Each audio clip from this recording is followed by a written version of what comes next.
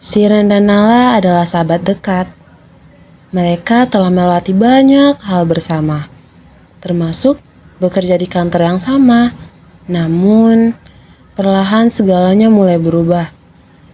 Shiren terlihat lebih kompeten dan selalu unggul dalam apapun yang ia lakukan. Perlahan-lahan, rasa iri dan dengki muncul di lubuk hati Nala. 35% dalam 2 kuartal ke depan. Baiklah, sekian presentasi dari saya. Terima kasih semuanya. Luar biasa Shiren. Saya harus akui, ini adalah presentasi terbaik yang pernah saya lihat kali ini. Oleh karena itu, Best Staff of the Month saya berikan kepada kamu.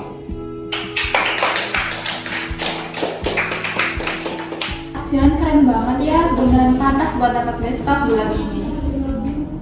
Baik, untuk minggu depan, saya meminta Shiren untuk menjadi pemimpin dalam tim digital kampanye ini. Untuk tim lain, silakan berkoordinasi dengannya. Nala, aku beneran gak nyangka bisa dapetin Best Staff bulan ini. Iya, kamu keren banget ya. Sama ya, Ren. Makasih ya, Nal. Tapi aku juga belajar banyak loh dari cara kamu susun data. Nal, kalau kamu mau tukar ide atau ngobrol buat proyek minggu depan, aku siap bantu ya. Iya, nanti aja. Setelah presentasi sukses Shiren, minggu berikutnya mereka ditugaskan untuk membagi tugas proyek besar itu. Mulai dari desain hingga membuat laporan harian. Oke, jadi Lina handle desain, Nala koordinasi dengan vendor, dan aku pegang laporan harian. Kita semua saling update ya. Maaf, tapi aku rasa lebih efisien kalau desain juga aku yang pegang. Soalnya tadi malam aku udah ketemu konsep, dan konsep itu lebih cocok dengan yang disuruh dengan Pak Tono.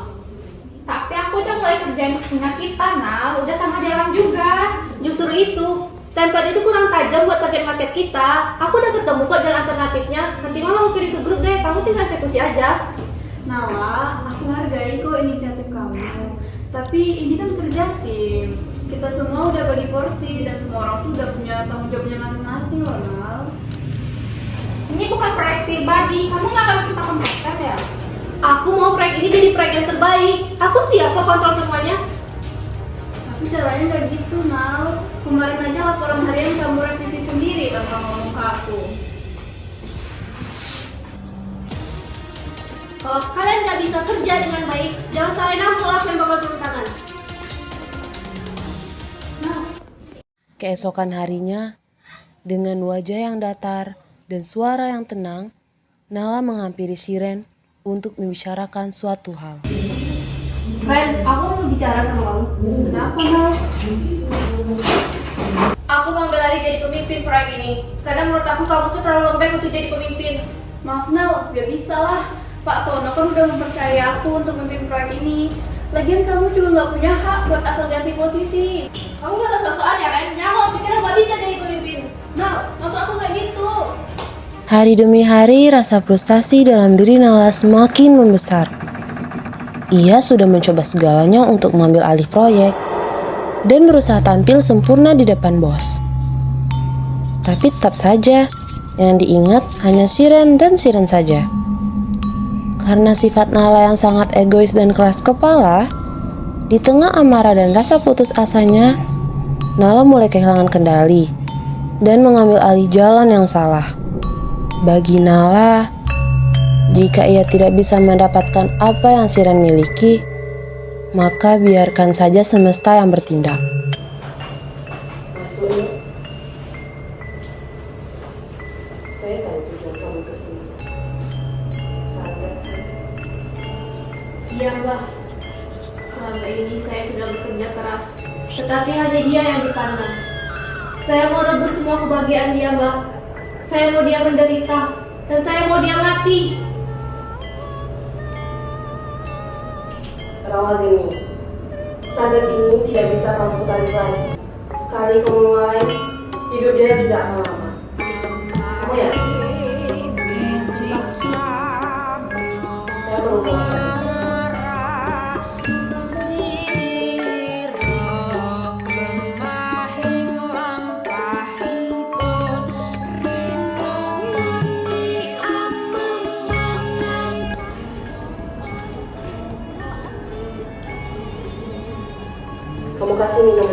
Iya, minuman itu bukan hanya sekedar minuman biasa, tapi racun yang menjerat jiwa. Sisanya biar awal geni aja yang menyelesaikannya. Kamu bisa pergi sekarang.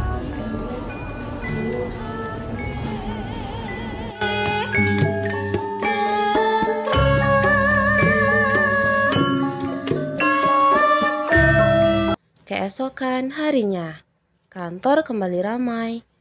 Hari itu adalah momen paling penting karena akan ada presentasi proyek besar yang sudah mereka kerjakan selama berminggu-minggu lamanya. Seperti biasa, Siren sudah siap dengan tenang untuk menampilkan hasil presentasinya kepada Pak Tono. Presentasi pun dimulai. Suara kantor mulai hening dan semua mata tertuju kepada Siren. Seperti yang bisa Bapak lihat, engagement kita meningkat sebesar 12% dalam minggu ini. Namun kemudian panas.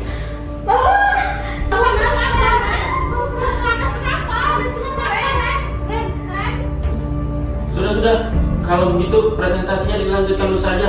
Itu tolong bawa Siren pulang. Baik, Pak.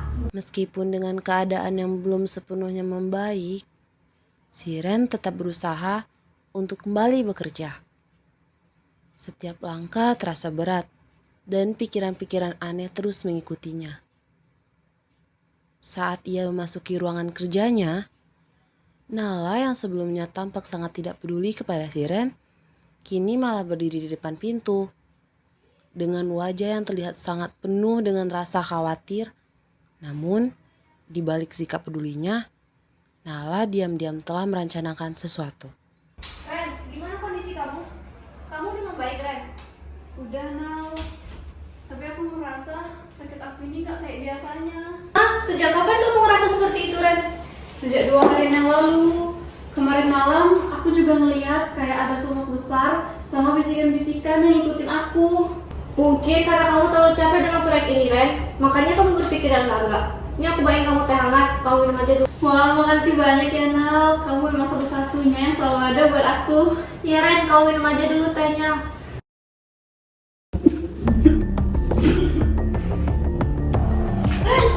Ren, kamu kenapa, Ren? Tolong. Ren,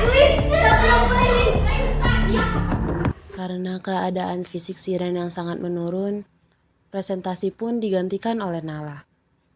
Dengan perasaan yang sangat senang, karena sudah berhasil menyingkirkan Siren, Nala pun sangat menikmati presentasi di kantor dan berhasil mendapatkan apa yang selama ini ia harapkan. Demikian presentasi dari saya. Terima kasih, Pak. Bagus, ini adalah presentasi yang saya harapkan sejak awal. Kamu punya potensi yang besar, Nala. Terima kasih banyak, Pak. Oleh karena itu, kamu berhak mendapatkan best staff bulan ini. Untuk proyek besar selanjutnya, saya percayakan kepada kamu. Bapak bisa percayakan semuanya kepada saya. Luar biasa, Nala. Kalau begitu, rapat saya akhiri. Untuk semuanya, silakan bubar.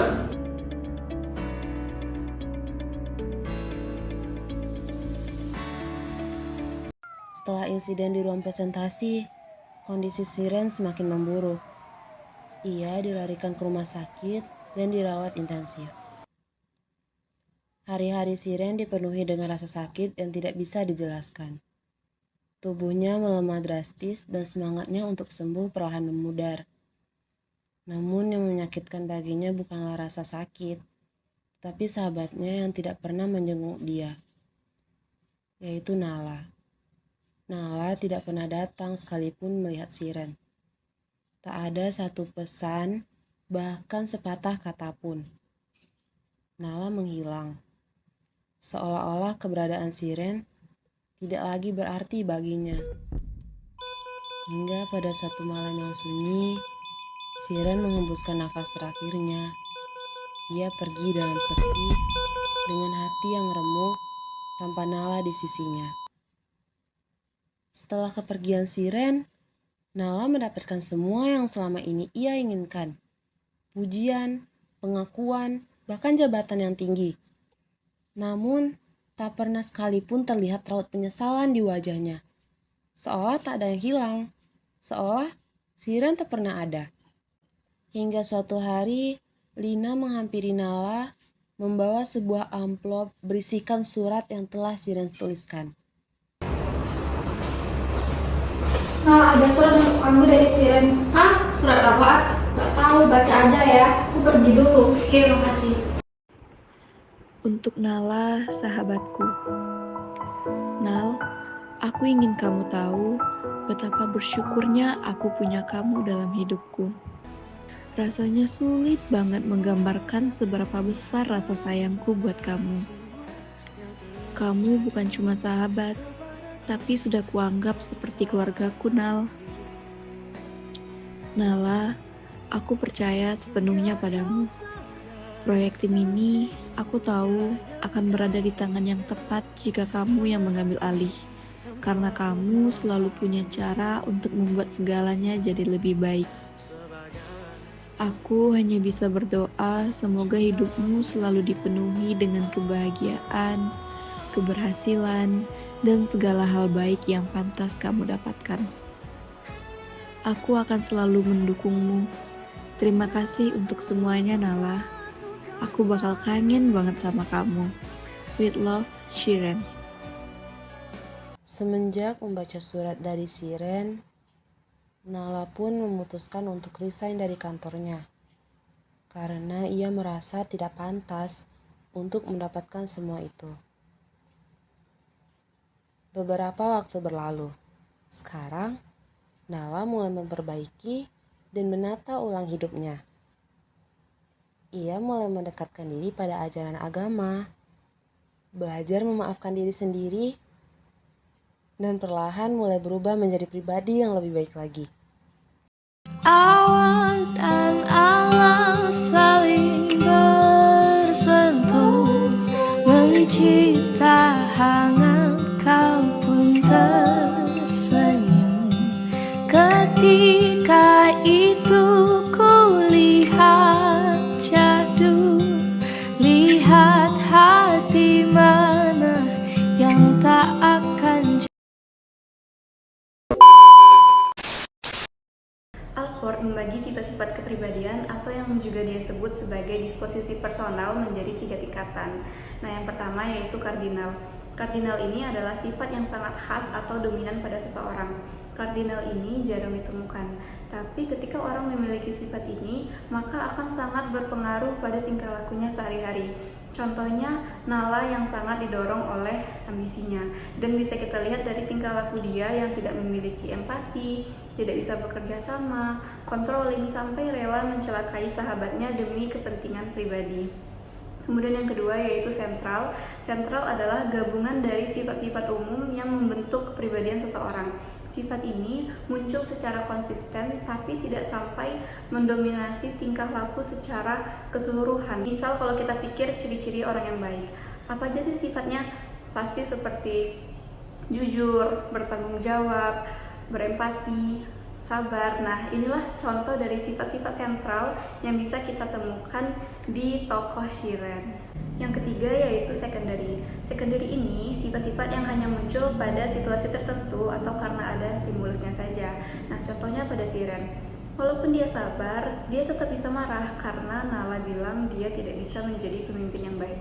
Kemudian menurut Alport, kepribadian itu berkembang secara dinamis, yang artinya bisa berubah oleh motivasi diri dan lingkungan. Dan pada drama kami, bisa kita lihat bahwa Nala, yang awalnya adalah sahabat baik Shiren, tapi karena motivasi di dalam dirinya yang terlalu menggebu-gebu ingin menjadi yang terbaik, lalu juga lingkungan kantor yang sangat bersaing, maka akhirnya Nala memutuskan untuk mencelakai sahabatnya sendiri. Tapi akhirnya Nala juga berubah menjadi lebih baik dan mendekatkan diri kepada agama, karena sesuai dengan yang Alport bilang bahwa pengalaman hidup dan konflik-konflik hidup seseorang itu bisa membentuk ulang kepribadian. Alport juga mencetuskan istilah proprium. Proprium itu artinya konsep diri, identitas diri, atau siapa sih diri kita sebenarnya. Dan proprium ini berkembang melalui 8 tahap dari bayi sampai dewasa. Dan apabila seseorang mampu melewati 8 tahapan ini dengan baik, Maka saat dewasa ia akan mampu membangun hubungan sosial yang hangat, mampu mengatasi konflik, kemudian mampu mempunyai tujuan hidup yang realistis. Dan pada tokoh Nala, dia tidak dapat melewati 8 tahapan ini dengan baik, sehingga pada saat dewasa hubungan dia dengan teman-teman kantor pun buruk. Lalu dia juga tidak realistis karena ingin selalu menjadi yang terbaik. Alport juga membahas tentang agama, yaitu ada agama ekstrinsik dan agama intrinsik. Intrinsik itu artinya sikap kita dalam beragama itu tulus dari hati tanpa mengharapkan apapun ataupun imbalan. Dan agama ekstrinsik bisa diartikan sebaliknya. Agama intrinsik ini juga dapat membantu individu dalam menemukan problemnya, sehingga individu ini bisa berubah menjadi pribadi yang lebih sehat. Dan ini terlihat di adegan terakhir di mana Nala akhirnya mendekatkan diri pada agama.